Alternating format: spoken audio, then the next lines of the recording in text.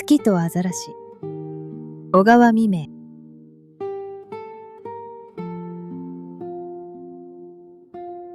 北方の海は銀色に凍っていました。長い冬の間、太陽はめったにそこへは顔を見せなかったのです。なぜなら太陽は陰気なところは好かなかったからでありました。そして海はちょうど死んだ魚の目のようにどんよりと曇って、毎日毎日雪が降っていました。一匹の親のアザラシが氷山の頂にうずくまってぼんやりとあたりを見回していました。そのアザラシは優しい心を持ったアザラシでありました。秋の初めにどこへか姿の見えなくなった自分の愛しい子供のことを忘れずに、こうして毎日あたりを見回しているのであります。どこへ行ったものだろう。今日もまだ姿は見えない。アザラシはこう思っていたのでありました。寒い風はしきりなしに吹いていました。子供を失ったアザラシは何を見ても悲しくてなりませんでした。その自分は青かった海の色が今銀色になっているのを見ても、また体に降りかかる白雪を見ても、悲しみが心をそそったのであります。風はヒューヒューと音を立てて吹いていました。アザラシはこの風に向かっても訴えずにはいられなかったのです。どこかで私の可愛い子供の姿をお見になりませんでしたかと、哀れなアザラシは声を曇らして尋ねました。今まで傍若無人に吹いていた嵐は、こうアザラシに問いかけられると、ちょっとその叫びを止めました。アザラシさん、あなたはいなくなった子供のことを思って、毎日そこにそうしてうずくまっていなさるのですか。私は何のためにいつまでもあなたがじっとしていなさるのかわからなかったのです。私は今雪と戦っているのです。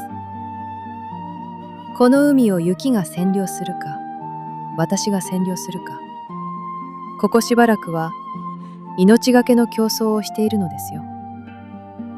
さあ、私は大抵この辺りの海の上は一通りくまなくかけてみたのですが、アザラシの子供を見ませんでした。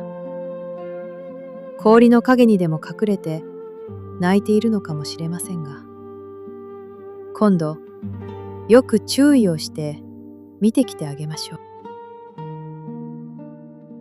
あなたはご親切な方です。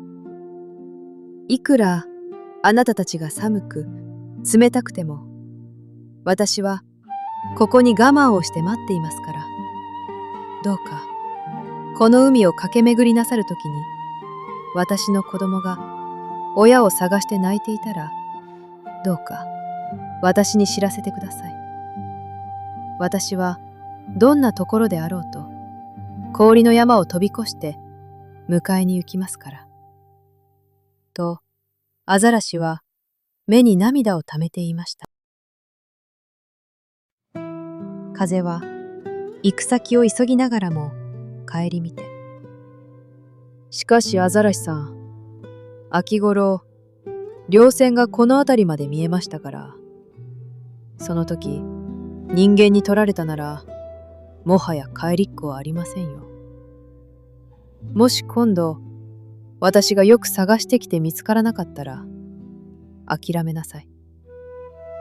と風は言い残してかけて行きました。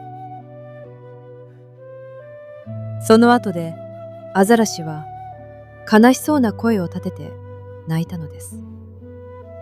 アザラシは毎日風の便りを待っていました。しかし一度約束をしていった風はいくら待っても戻っては来なかったのでした。あの風はどうしたろう。アザラシは今度その風のことも気にかけずにはいられませんでした。後からもしきりなしに風は吹いていました。けれど同じ風が再び自分を吹くのをアザラシは見ませんでした。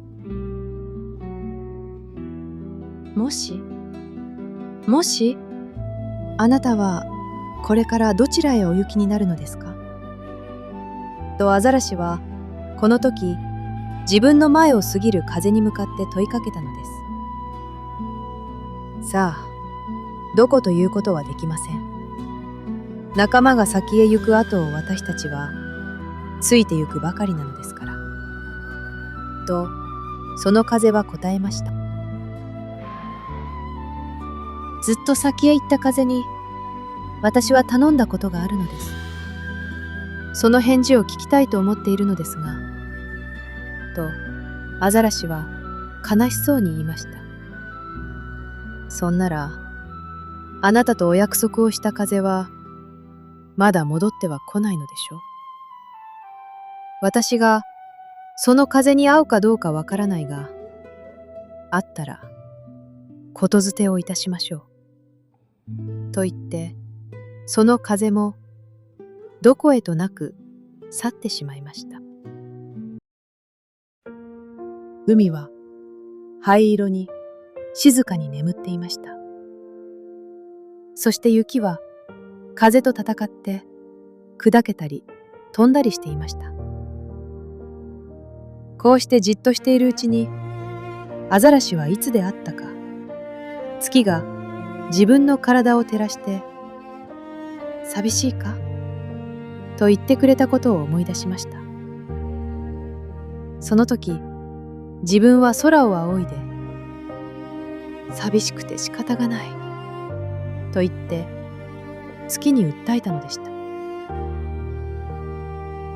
すると月は物思い顔にじっと自分を見ていたが、そのまま黒い雲の後ろに隠れてしまったことをアザラシは思い出したのであります。寂しいアザラシは毎日毎夜氷山の頂にうずくまって我が子供のことを思い、風の便りを待ち、また月のことなどを思っていたのでありました。月は決してアザラシのことを忘れはしませんでした。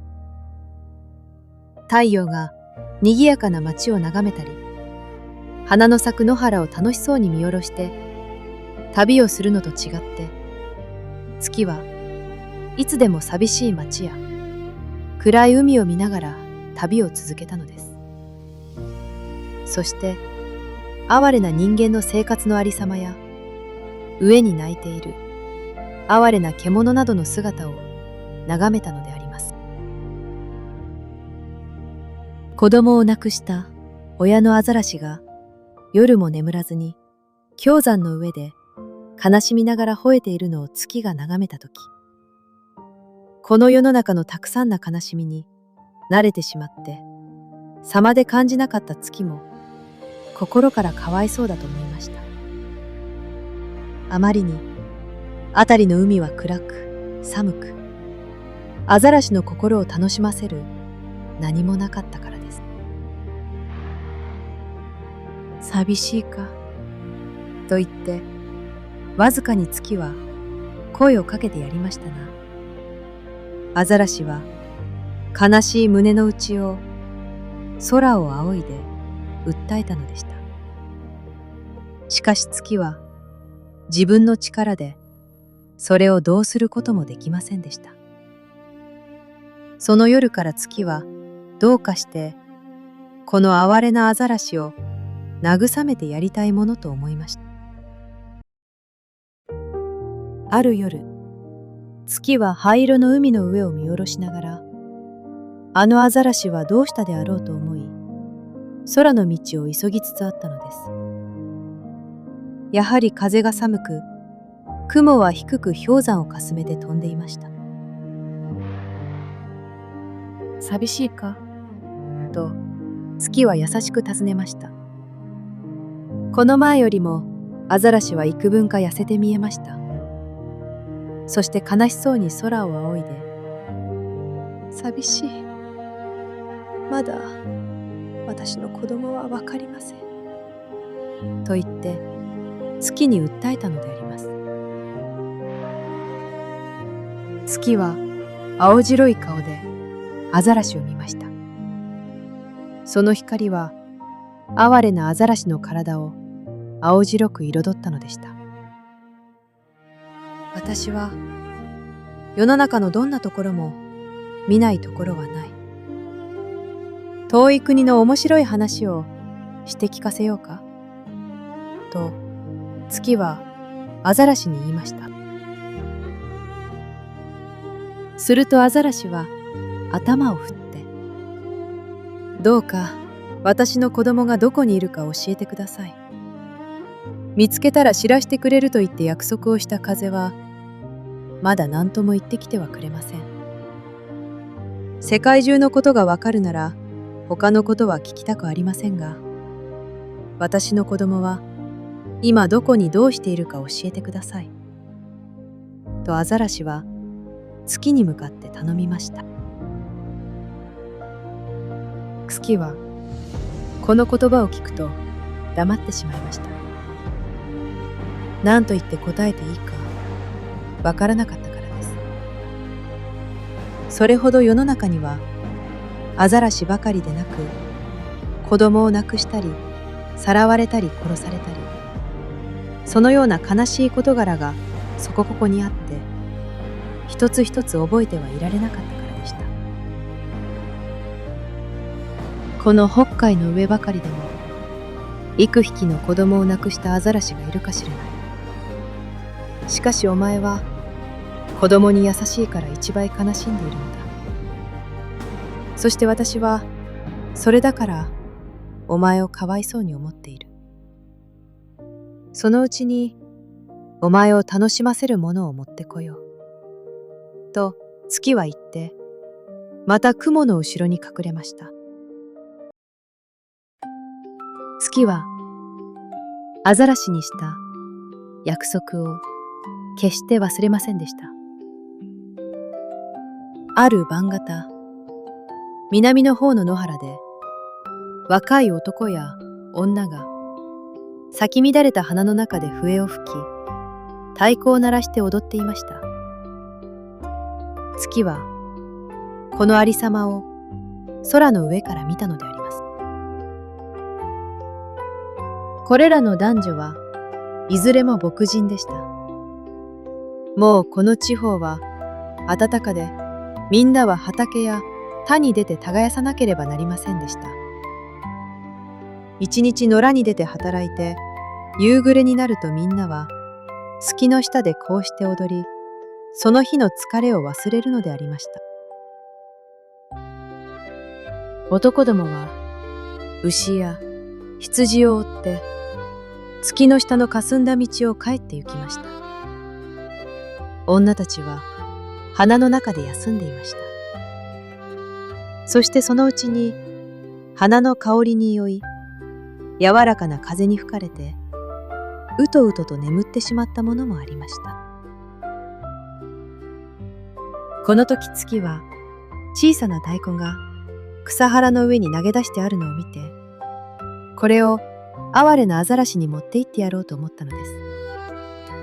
月が手を伸ばして太鼓を拾ったのを誰も気づきませんでした。